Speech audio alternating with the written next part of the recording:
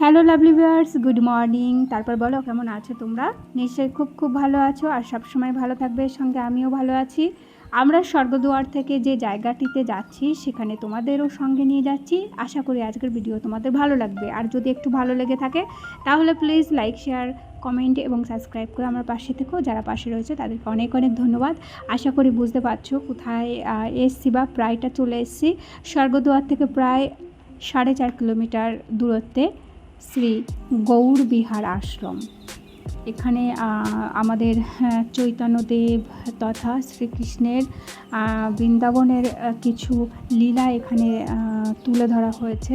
খুবই ভালো লাগবে। আমি এসেছিলাম 2014 সালে, তখন কিন্তু অনেক কম ছিল এরিয়া। এবার এসে দেখছি আমি প্রচুর এরিয়া বাড়িয়েছে।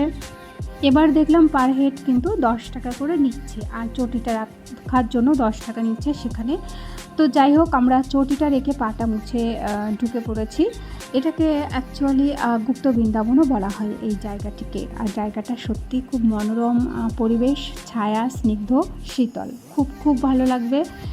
তোমরা যারা পুরীতে আসবে এখানে এসো। টোটো ভাড়া নেবে আপ অ্যান্ড ডাউন 500 টাকা মতো চাইবে। একটু বার্গেনিং করে 400-র মধ্যেও কমপ্লিট করা যাবে। কেন কি সেই টোটোটা আমাকে নিয়ে যাবে, আমি 1 ঘন্টা 2 ঘন্টা এখানে স্টে করব, তারপরে আমাকে আবার নিয়ে যাবে, যার জন্য এই ভাড়াটা ওরা চেয়ে বসে। আর এখানটা এতটাই সুন্দর যে কোথা দিয়ে 1 ঘন্টা আমার কেটে গেল আমি বুঝতেই পারিনি। আসলে অনেক ঠাকুর দেবতা রয়েছে, সবাইকেই দেখতে দেখতে আর সময়টা কোথা দিয়ে বেরিয়ে যায় সেটা বোঝা যায় না। তো যাই হোক, এটা হচ্ছে একদম মেন মন্দির। এখানে রাধাকৃষ্ণকে রাধাকৃষ্ণ রয়েছে এখানে। আমি একটুখানি দেখানোর চেষ্টা করছি। আর বেরিয়ে এসে বাদবাকি তোমাদের যে বনের মতো করে রাধাকৃষ্ণর লীলাগুলোকে তুলে ধরা হয়েছে, এই সমস্ত কিন্তু এখানে রয়েছে। তো এক এক করে তোমাদের আমি নিয়ে যাচ্ছি সেখান দিয়ে, আর দেখতে খুবই ভালো লাগবে। আর খুব মজার ব্যাপার, এখানে এতটাই ঠান্ডা না, খুব খুব একটা শীতল পরিবেশ, খুব ভালো লাগছিলো। পুকুর করা রয়েছে, হাঁস রয়েছে, কোথাও যেন একটা ডাকছে, গরু আছে। তো যাই হোক, সবাই এখানে কেউ ঢুকছে কেউ বেরোচ্ছে, মানে যাদের হয়ে গেছে তারা ফিরছে। অনেক এরিয়াগুলো একটু লক করা রয়েছে, সেগুলোকে আবার সুন্দর করে নির্মাণ করা হচ্ছে। আর এখানে একটা বুদ্ধ মূর্তি রয়েছে, তো সেটাকে দিয়ে আমি শুরু করলাম। বুদ্ধ মূর্তিটা তোমাদের দেখিয়ে আমি নিয়ে যাব লক্ষ্মী আর একটা সুন্দর মূর্তি রয়েছে সেখানে। আর পাশে এত সুন্দর একটা ময়ূর রয়েছে, দূর থেকে মাঝে মধ্যে মানে চোখটাকেই আমার চোখে আমি ফাঁকিতে পড়ে যাই যে এটা অরিজিনাল কিনা। আসলে ময়ূরগুলো এরকম ঝোপে ঝাড়ে থাকে, তো অনেক সময় অরিজিনাল মনে হয়। আসলে কালারগুলো এত সুন্দর করা রয়েছে যার জন্য এরকম একটা মনে হয়। যাই হোক, ময়ূরটা তোমাদের দেখিয়ে দিলাম। চলে এসেছি কিন্তু মা লক্ষ্মীর মূর্তির সামনে। এখানেও মা লক্ষ্মী তার মুদ্রা কলস হাতে নিয়ে রয়েছে। আশা করি সব আর অভয় মুদ্রা দান করে আমাদের সবাইকে আশীর্বাদ দান করছে যে আমি সবার ঘরে বিরাজমান। যাই হোক, মা লক্ষ্মীর মূর্তি দেখিয়ে চলে এলাম এখানেও কিন্তু রাধাকৃষ্ণর মূর্তি বিরাজমান, সুন্দর মুদ্রায় তারা রয়েছে। যাই হোক, দেখতে খুব খুব ভাল লাগছে। তো আমি একটু আবার ফ্রন্ট ক্যামেরায় তোমাদের নিয়ে যাচ্ছি অন্য অন্য জিনিসগুলো দেখাতে। এখানে রয়েছে গৌর নিতাই রয়েছে, সুন্দর করে রয়েছে, সবাই দেখছে আর সবাই দেখে মানে মুগ্ধ। সেই গুপ্ত বৃন্দাবনের স্মৃতিগুলোকে এখানে তুলে ধরার চেষ্টা করা হয়েছে।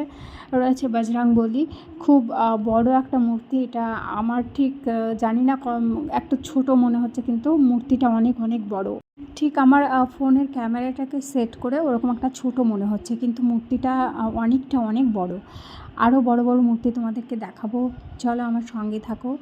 এতটাই মনোরম স্নিগ্ধ শীতল পরিবেশ, আমি আবারও বলছি, একটুও গরম বোঝা যাচ্ছে না। চারিপাশটা একটা ছায়াযুক্ত পরিবেশ তৈরি করে রাখা হয়েছে। আর এখানে দেখানো হয়েছে সমুদ্র মন্থনের ঘটনাগুলোকে তুলে ধরা হয়েছে সুন্দরভাবে। আসলে আমি তো আমার চোখ ভরে দেখছি, আর ফোনের মাধ্যমে জানি না তোমাদের কতটা দেখাতে পারছি, কেন কি এই যে নেট ব্যবস্থা রয়েছে। তো যাই হোক, এখানে সপ্তম গুরু ছিল, তাদেরকে একটু তুললাম। এখানেও দুজনা গুরুদেব রয়েছে। তো আবার নিয়ে যাচ্ছি চলো অন্যখানে।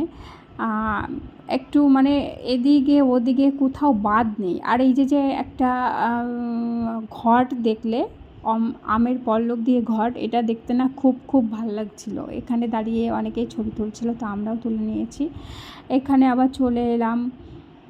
এখানের আউটসাইডের লাইটের জন্য ঠিকঠাক করে দেখাতে পারলাম না। এখানে আরেকটা বুদ্ধ মূর্তি রয়েছে শিবলিঙ্গ, অনেক কিছু না আবার করে কাজ হচ্ছে, যার জন্য অনেক কিছু বন্ধ রয়েছে। আবার তোমাদের দেখালাম নারায়ণের একটা রূপ, খুব সুন্দর লাগছে নারায়ণ। তারপরে চলো নিয়ে যাচ্ছি বড় একটা মূর্তির কাছে, সেটাও তোমাদের আশা করি ভালো লাগবে। আর সমস্ত কিছু মিলিয়ে মিশিয়ে খুব ভালো লাগবে। এখানে যদি কেউ না এসে থাকো আর কি, একবার হলেও এসো, গৌরবিহার আশ্রম খুব ভালো লাগবে। তো আমরা আবার এই যে চৈতন্যদেবের বড় একটা মূর্তি, তো এটার কথাই বলছিলাম। এটা এই গৌরবিহারের সবথেকে বড় মূর্তি। একদম মনে হচ্ছে যেন আকাশ থেকে চৈতন্যদেব নেমে এসে বসেছে, এরকম একটা ব্যাপার। আর নিচটা এত সুন্দর করে সাজানো, জল রয়েছে আবার কিছুটা শুকনো, সেখানে আবার কিন্তু এই যে গার্ডেন করা হয়েছে, ফুলের গাছ রয়েছে, পাতাবাহার রয়েছে, এই সমস্ত কিছু রয়েছে। তো অনেক জায়গা ঘুরে এই একই জায়গায় আসা যায়, কিন্তু বলছি না যে অনেক কিছু বন্ধ করা রয়েছে, লক রয়েছে, সেইগুলোকে আবার নতুন করে কাজ চলছে। আর এটাকে ক্রমশ বড় করা হচ্ছে। আগে এত কিছু ছিল না, আমি যখন এসেছিলাম লাস্ট 2014 সালে, তখন কিন্তু এত কিছু ছিল না। কাজু বাগানগুলো যে পেছন দিয়ে ছিল সেগুলো দেখা যাচ্ছিল। তো যাই হোক, এই যে মহেশ্বরকে দেখালাম, মহেশ্বরও ভীষণ বড় আকারে বসে আছে। আর গোশালা একটু দেখিয়ে দিলাম।